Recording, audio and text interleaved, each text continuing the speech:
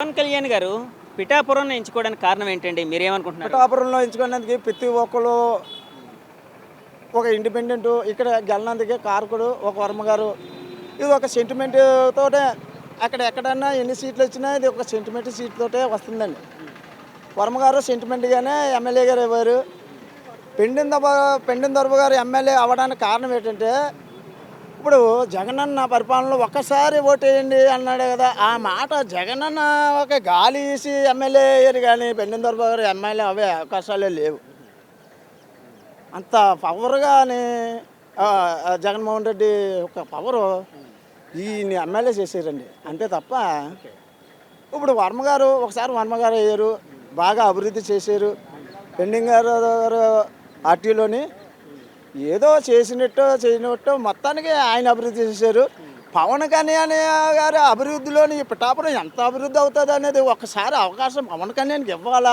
సరే, పవన్ కళ్యాణ్ గారికి అవకాశం ఇవ్వాలని నాకు అభిమానంగా మీరు అంటున్నారు. నేను అనేది అది కాదు. నా క్వశ్చన్ ఏంటంటే పవన్ కళ్యాణ్ గారు పిఠాపురం నియోజకవర్గాన్ని ఎంచుకోవడానికి ప్రత్యేకమైన కారణం ఏమైనా ఉందని మీరు భావిస్తున్నారా? భావిస్తున్నానండి. ఏంటండి అదేంటి? దత్తాత్రేయ స్వామి వారు పుట్టిన వెంట ఈ ఏరియాలో మొట్టమొదటి ఈయన ఎమ్మెల్యే అయితే ముఖ్యమంత్రి కూడా అవకాశాలు ఎక్కువ ఉన్నాయండి. అంతేండి, నేను చెప్పగలను. దత్తుడు పుట్టిన ఊరే ఇది. అందుకనే ఎంతో ఆలోచించి ఈ పిఠాపురం ఎమ్మెల్యేకి సీట్ వేసారండి పవన్ కళ్యాణ్ గారు. అలాగే అంటే క్యాస్ట్ ఇప్పుడు మామూలుగా ఎలా అంటే రాజకీయం అనగానే క్యాస్ట్ ఈక్వేషన్స్ ఉంటాయి. అంటే ఒక అభ్యర్థి గెలవాలన్నా క్యాస్ట్ ఈక్వేషన్స్ ఉంటాయి. ఇక్కడ కాపుల కమ్యూనిటీ బాగా ఉంది, ఒక మంచి మెజారిటీగా ఉంది. సో వాళ్ళందరూ సపోర్ట్ చేస్తారన్న కారణం కూడా ఒకవేళ కారణం అయ్యి ఉండొచ్చా పవన్ కళ్యాణ్ గారు ఇక్కడ రావడానికి? కారణం ఇంకా ఎన్నో ఆటంకాలు ఉన్నాయి కానీ పవన్ కళ్యాణ్ రావాలని పవన్ యొక్క ఫాన్స్ ఎదురు చూస్తుంది. పవన్ కళ్యాణ్ యొక్క అవగాహన వినాలని మాట్లాడాలని ఇది ఒక ఏంటంటే నేను ఎక్కువ మాట్లాడండి.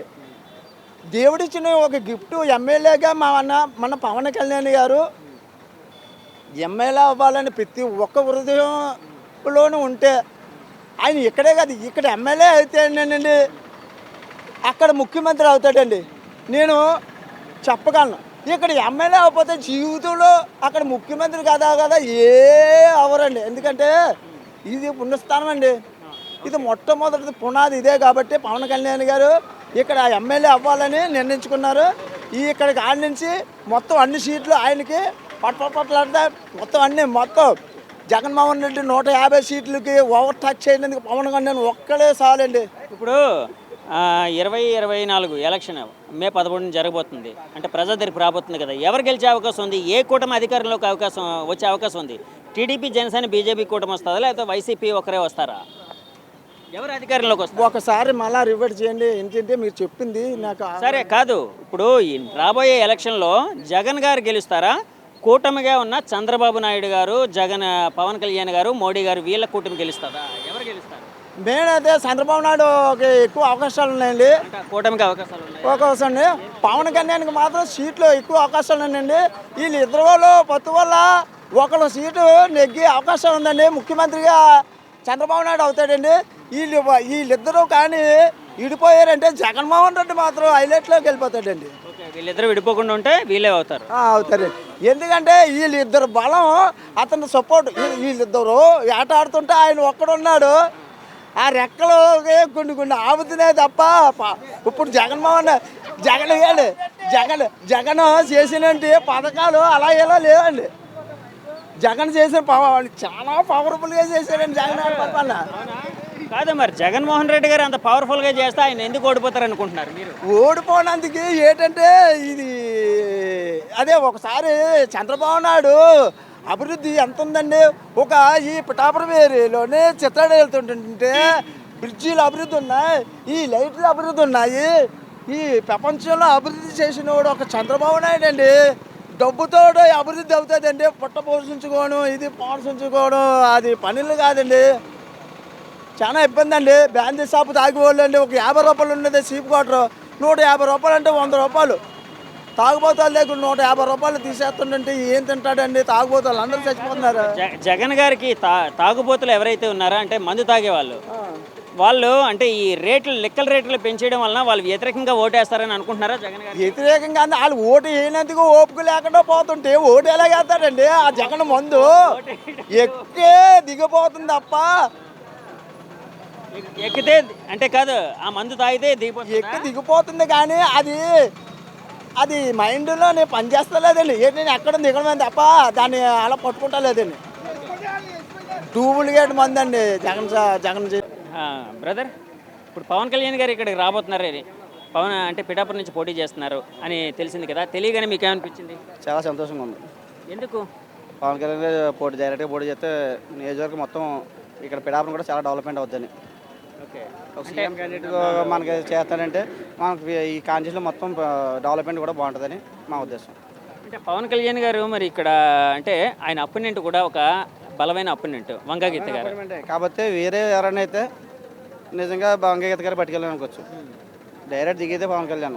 ఇక్కడ ఉన్నదే కాపుల ఫీలింగ్ అని కాదు, ప్రతి ఒక్కరిలోని చాలా మందిలోని పవన్ కళ్యాణ్ మీద ఉంది ప్రస్తుతం.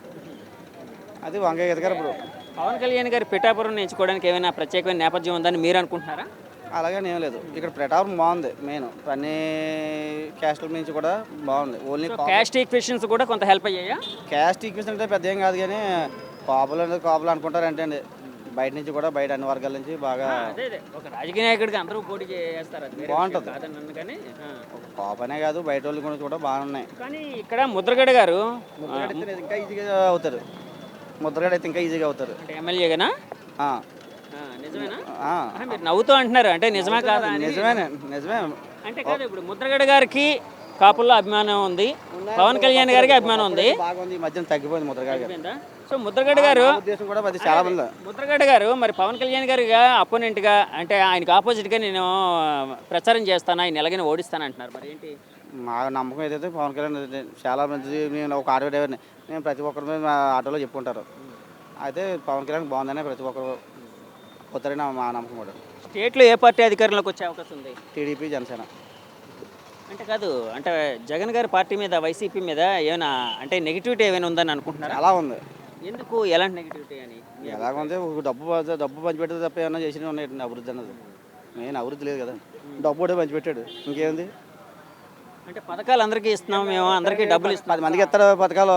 100 మంది మీద ఎత్తుంటే ఎలా ఉంటుందండి? ఇప్పుడు నెల రేట్లకి ఇప్పుడు రేట్లకి తేడా లేదండి. డీజిల్ ఉంది, డీజిల్ 70 రూపాయలు చంద్రబాబు టైంలోనే, ఇవాళ ఎంత 100 రూపాయలు తేడా లేదండి. కూటమి గెలిస్తే చంద్రబాబు నాయుడు గారు సీఎం, మరి పవన్ గారు ఎలాంటి పొజిషన్లో ఉంటే బాగుంటుందని మీరు అనుకుంటున్నారు? ఎలాంటి పొజిషన్ అంటే ఇద్దరు పొత్తు మీద అది ఏం ఆలోచిస్తుందో మనకు తెలదు. మీ అభిప్రాయం, ఒక జనరల్ పబ్లిక్గా మీ అభిప్రాయం అడుగుతున్నారు. అయితే మనకి ఏమనుకున్నా మనకి ఏం అవుతుంది, ఏ టెన్షన్ మారలేదు. కాదు అధికారం మాత్రం మారాలి అంతే. అధికారం మారాలి అంటే అంత అంత అంత నెగిటివిటీ వచ్చిందా? అంటే చాలా మంది అంటున్నారు మాకు ఇన్ని పథకాలు ఇస్తున్నారు, అన్ని పథకాలు ఇస్తున్నారు, మాకు అంతా కాదట్లేదు. పథకాలు అందరికి ఇచ్చాడు, ఇచ్చే సుఖం ఉందండి. అభివృద్ధి లేదు కదా, ఒక రోడ్డు ఉంది ఏంటండి. సో అభివృద్ధి అనేదే ఆయనకి నెగిటివిటీ. అంటే జగన్ గారు చేయలేదని అంటున్నారు, మీరు అంటున్నారు కాబట్టి అది నెగిటివ్గా ఉందని. అవును. ఓకే, ఇప్పుడు పవన్ కళ్యాణ్ గారు ఒక ఎమ్మెల్యేగా పోటీ చేస్తారు, సరే ఇక్కడ ఆయనకి అన్ని ఫేవర్ చేస్తే ఎమ్మెల్యే అవుతారు, అసెంబ్లీలో అడుగు పెడతారు. తర్వాత ఆయన ముఖ్యమంత్రి అయ్యే అవకాశం ఉందని మీరు భావిస్తున్నారా? ఎప్పుడైనా ఇప్పుడు ఫ్యూచర్ నెక్స్ట్ టైం అయితే అవుతుందని ఉంది. మాకు ఉందా? వచ్చే అవకాశం ఉండొచ్చు. ఓకే, పుడతారు దానికి ఉందరా. ఇప్పుడు ముఖ్యమంత్రిగా మీరు జగన్ గారిని చూశారు, చంద్రబాబు గారిని చూశారు. వీళ్ళిద్దరు పనితీరుని బేరీజ్ వేస్తే ఎవరికి ఎక్కువ ఓట్లు వేస్తారు? అంటే ఎవరికి పాజిటివ్గా ఎక్కువ ఓట్లు వేస్తారు? ఎలాగా? ముఖ్యమంత్రిగా జగన్ గారి పరిపాలన చూశారు, అలాగే చంద్రబాబు గారి పరిపాలన చూశారు. వీళ్ళిద్దరిని కంపేర్ చేసినప్పుడు ఎవరికి ఎక్కువ ఓటింగ్ వేస్తారు? ముఖ్యమంత్రిగా అంటే మంచి ముఖ్యమంత్రిగా, లేకపోతే ఒక చంద్రబాబు గారికి. అంటే ఎలాంటి అభివృద్ధి చేశారని ఆయన చాలా వరకు చేశారు, అది మీకు తెలిసిందే. సో మన రాష్ట్ర రాజధానిగా ఇప్పుడు జగన్ గారు మూడు రాజధానులు అన్నారు. ఒక రాజధాని ఉందా? ఒక రాజధాని తెగమని ఉంది. ఇప్పుడు 5 సంవత్సరాలు అయింది. రాష్ట్ర ప్రభుత్వం ఇచ్చి కేంద్రం ఇచ్చి నిధులు అవసరం లేదు, నా సొంత రూపాయలతో వచ్చి పెడతాను అన్నాడు. చేశాడా? కొంత కనీసం పారమట్టాను వేసాడు దాంట్లో లేదు కదా. రాజధాని లేని రాజ్యం ఏదంటే మందే ఆంధ్ర. అంటే ఇప్పుడు జగన్ గారు 3 రాజధానులు అన్నారు కదా, ఒకటి నుంచి వైజాగ్ అన్నారు. కాదు, సరే అంటే కట్టర్ లేదని కాదు నేను అంటే నా క్వశ్చన్ ఏంటంటే ఆయన ఇప్పుడు డబ్బులే లేవంటున్నాడు. రూపాయలు పంచిపెట్టడానికి జనాలకు వస్తున్నాయి. ఆ రూపాయలు పంచిపెట్టే బదులు అదే అభివృద్ధి చేయొచ్చు కదా. ఒకవేళ జగన్ గారు మళ్ళీ గవర్నమెంట్లోకి వచ్చి వైజాగ్ ఇప్పుడు ఆపరేషన్ లేకుండానే మోకాళ్లకు ప్లాస్మా ట్రీట్మెంట్, మీ ఆర్థోపెడిక్ సమస్యలన్నిటికీ రోబోటిక్ టెక్నాలజీ ద్వారా తక్కువ ఖర్చుతో శాశ్వత పరిష్కారం, ఫ్రీ కన్సల్టేషన్, ప్రతి ట్రీట్మెంట్ పై 20% డిస్కౌంట్. ఈ ఆఫర్ కొద్ది రోజులు మాత్రమే, త్వరపడండి. V9 hospitals 9281465842.